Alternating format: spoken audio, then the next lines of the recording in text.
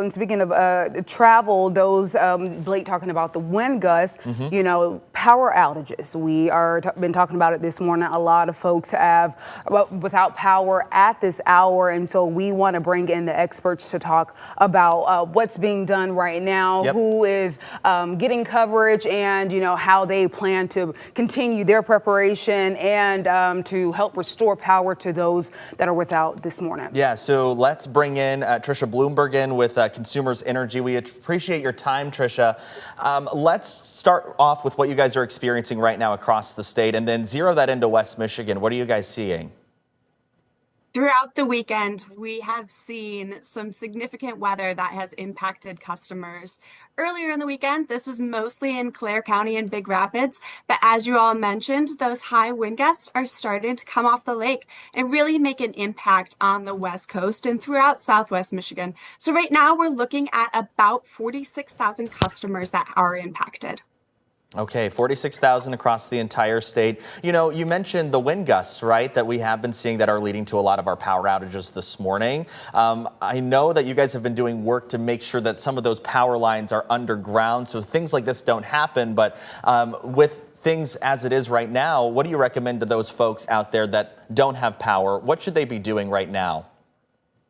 Throughout the year, we work to strengthen our grid, and we're working even outside of these storm circumstances. So if you do see a downed wire, we encourage you to stay away at least 25 feet away and call 911 and then give us a call at Consumers Energy at 1-800-477-5050. Safety is our number one goal, so we really encourage folks to be weather aware. Yeah, and I know a lot of folks could be, a little frustrated, at the moment as they're just, without power. You wake up and it's out, right? Yeah, what can you tell to those folks that are, maybe just up in arms this morning, but you have crews, hundreds of crews that are out working at this hour to restore power? We understand how difficult it is to be without power, especially throughout the weekend and during this holiday season when a lot of folks are gathering. So we want everyone to know that throughout the weekend, we've had hundreds of crews working to restore power, and that we have more than 400 crews on our system right now that will not stop until every last customer is restored.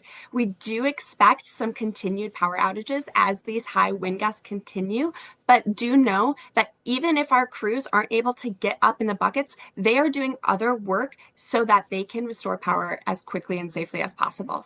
Yeah, Trisha, let us into your process here. How does this work? So when a power outage assessment comes in, how do you guys assess that and then triage the situation to be able to get people their power back as quickly as possible? Explain that process.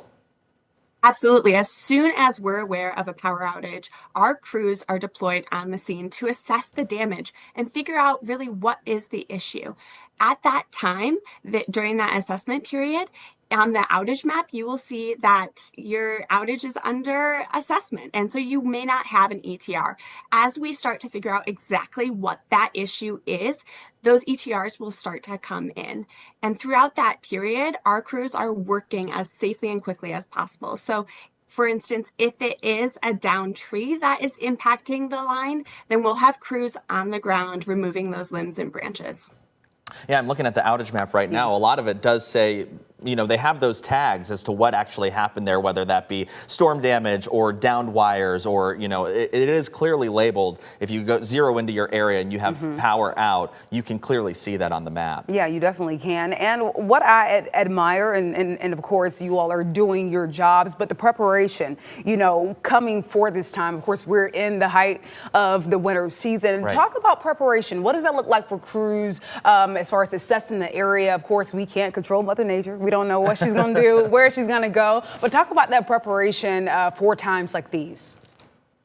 As you mentioned, here in Michigan, we're always unsure exactly what the weather will do, but we are constantly monitoring the weather, and we are prepared. We started monitoring this weather situation last week, and as those models started to become more certain, we really lined up all of our crewing needs to ensure that we can respond to outages when they happen. And that also means that a lot of our coworkers that may have planned to take holidays, they're not doing that anymore, and we are ready for the job. We know that our number one priority is for our customers, so we're here and ready to respond if there are any power interruptions. Yeah, we had mentioned at the top of this interview, Tricia, that we have a bulk of your customers are without power in the mid-Michigan area, so up toward Mount Pleasant, but also a good chunk of those folks fall within the Big Rapids area. So that's, of course, just north a little bit on 131 from where we're at in Grand Rapids. For those customers in Big Rapids, what was the issue there? I guess what are the main causes of the power outages up there toward Big Rapids? I know that they were dealing with a lot of snow and ice from over the weekend, too.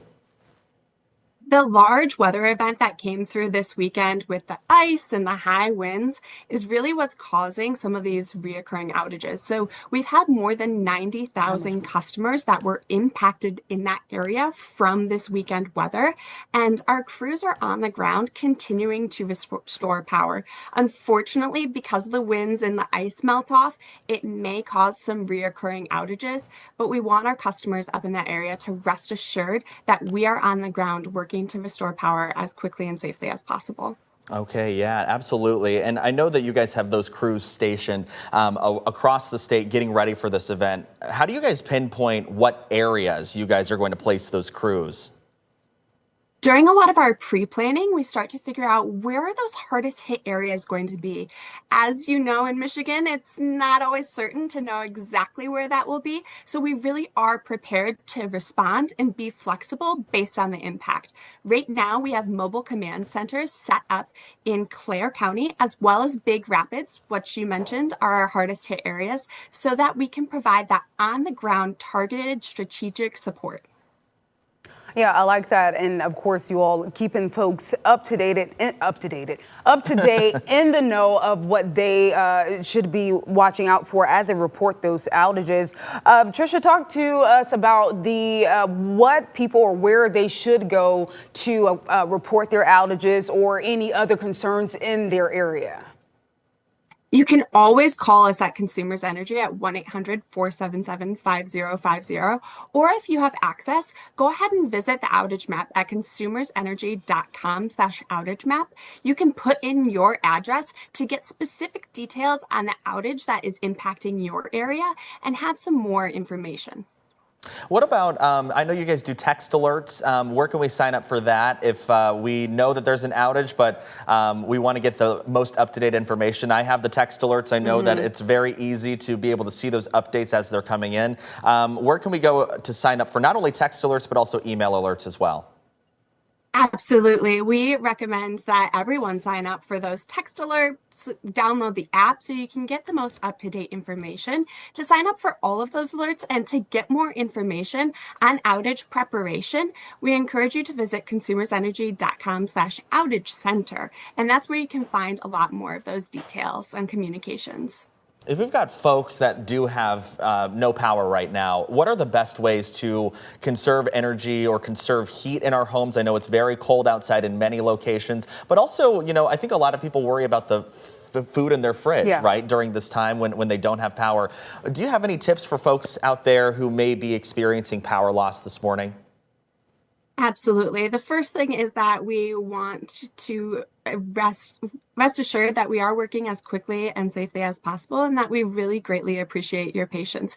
If you are without power and you are comfortable within your own home, we encourage you to stay there. Stay safe, stay off the roads. As you all have mentioned, the road conditions are not great this morning. So stay home, get cozy, grab a blanket, an extra sweatshirt, close those blinds and curtains so you can really retain that heat inside of your home. When it comes to food safety, as much as possible, try and keep your refrigerator and your freezer doors closed. If you have access to internet, please visit foodsafety.gov for more specific information on the types of foods that you can keep and ones that you may have need to dispose of depending on your outage conditions. Yeah, my fear is like all those people with those Christmas dinner leftovers, right? Still in the fridge. You're maybe waiting to keep them a couple more days. So definitely a good resource to go to that website and figure out if you can keep that, especially after a big power loss. Tricia, I love all of the information you're giving right now. Great stuff for folks that are watching and folks that may be without power right now.